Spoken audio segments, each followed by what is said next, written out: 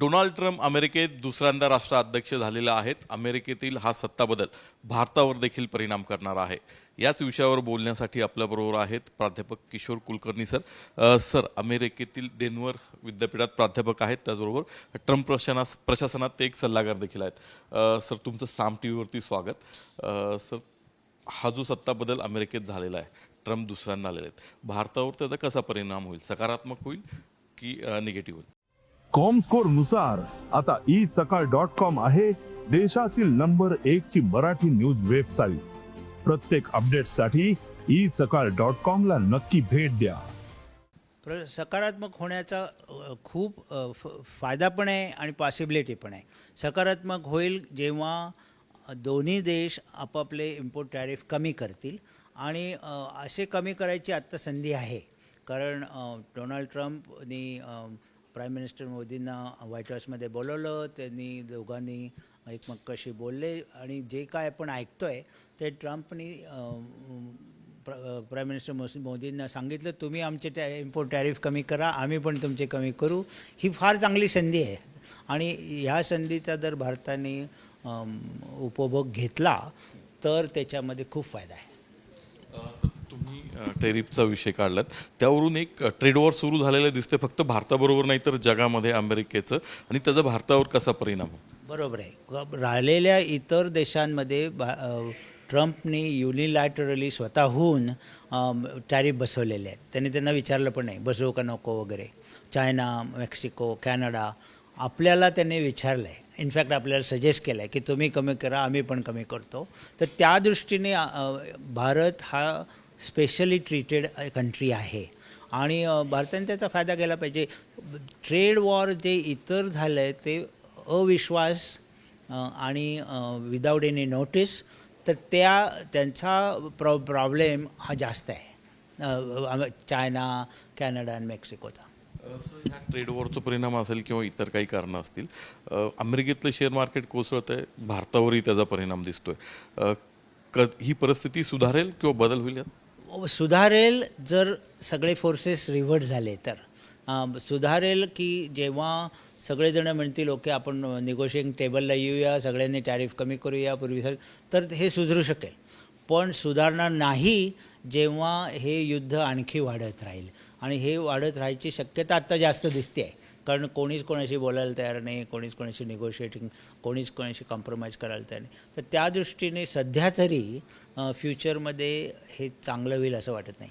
Sir, याला धरून एक प्रश्न आहे की शेअर मार्केट पडतं आहे, अमेरिकेतलं असेल, भारतातलं असेल, मग हे मंदीच्या दिशेने आपण जातोय का आणि त्याचं कारण काय दिसतंय? मग मंदीच्या दृष्टीने आपण डेफिनेटली जातो आहे. कारण टॅरिफमुळे प्रायसेस वाढणार आहेत, अनएम्प्लॉयमेंट कमी होणार आहे, कॉस्ट ऑफ लिव्हिंग वाढणार आहे, कॉस्ट ऑफ प्रोडक्शन वाढणार आहे. Especially tariff are on inputs of the product, like aluminium, steel वगैरे असले तर त्याचा परिणाम हा इवन प्रोड्युसर्सवर होण्याची शक्यता आहे.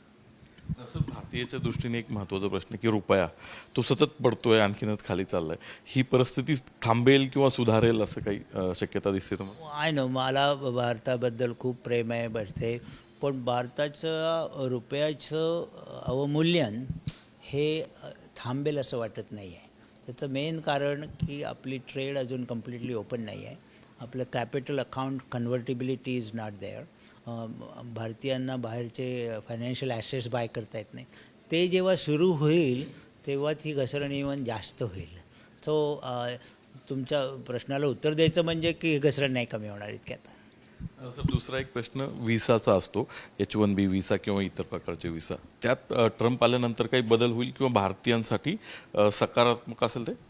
हो आणि नाही. ट्रम्पला विद्यार्थ्यांबद्दल फार प्रेम आहे आणि एस्पेशली सायन्स, टेक्नॉलॉजी, मॅथमध्ये लोकांवर, तर त्याला इंजिनिअरिंग आणि मॅथ, तर त्या लोकांना त्याला जास्त प्रोत्साहन द्यायचं आहे. एकदा तर तो म्हणाला की याच्यातले सगळे विद्यार्थ्यांना ग्रीन कार्ड द्यायची माझी तयारी आहे. तर हे सगळं चांगलं आहे. भारतीयांच्या दृष्टीने तर फारच चांगलं आहे, कारण आपले बरेचसे स्टुडंट्स त्याच्यामध्ये असतात. तर भवितव्य चांगलं आहे त्याच्याबद्दल. सर शेवटचा प्रश्न आहे. ट्रम्प जसे त्यांच्या वक्तव्यानं वागण्यानं चर्चेत असतात, एलॉन मस्क ही एक दुसरी व्यक्ती आहे अमेरिकेतली, ती त्याच्या वागण्यानं वक्तव्यानं चर्चेत असते. भारतासाठी काय त्यांची स्टारलिंक कंपनी असेल किंवा इलेक्ट्रिक गाड्या बनवणारी कंपनी असेल, भारतासाठी फायदेशीर आहेत एलॉन मस्क आणि अमेरिकेत तुम्ही कसं पाहता त्यांच्याकडे? एलॉन मस्क हा सुद्धा इमिग्रंट आहे. तो खरा ओरिजिनल साऊथ आफ्रिकन माणूस आहे, पण अमेरिकेत येऊन त्यानं सगळं भवितव्य केलं आहे त्याचं. त्यामुळे त्याला इमिग्रंट्सबद्दल प्रेम आहे, कारण तो स्वतःच इमिग्रंट आहे. पण इलॉन मस्कला जर वेलकमिंग कार्पेट जर भारताने घातलं तर आपल्याकडे सुद्धा इलेक्ट्रिक कार आणायची त्याची तयारी आहे आणि ती चांगली गोष्ट आहे, कारण इंडियाला इलेक्ट्रिक कार्स फार बेनिफिशियल होतील जर आले इथे तर.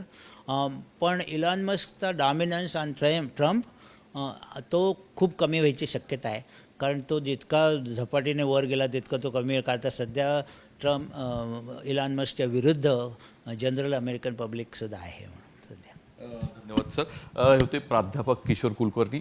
सरांच्या म्हणण्यानुसार भारताला ट्रम्प यांनी संधी दिलेली आहे. भारतानं अमेरिकन वस्तूवरील आयात शुल्क कमी करावं, अमेरिका देखील भारतीय वस्तूंवरील आयात शुल्क कमी करेल. त्याचा फायदा दोन्ही देशांना होईल आणि अशी संधी ट्रम्प यांनी जगात फक्त भारताला दिलेली आहे. कॅमेरामन किरण कादळसह नितीन पाटणकर, साम टीव्ही न्यूज, पुणे.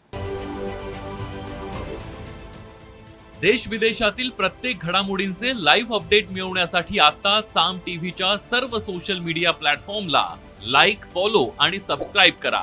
तसंच सर्व नोटिफिकेशनसाठी बेल आयकॉन प्रेस करायला विसरू नका.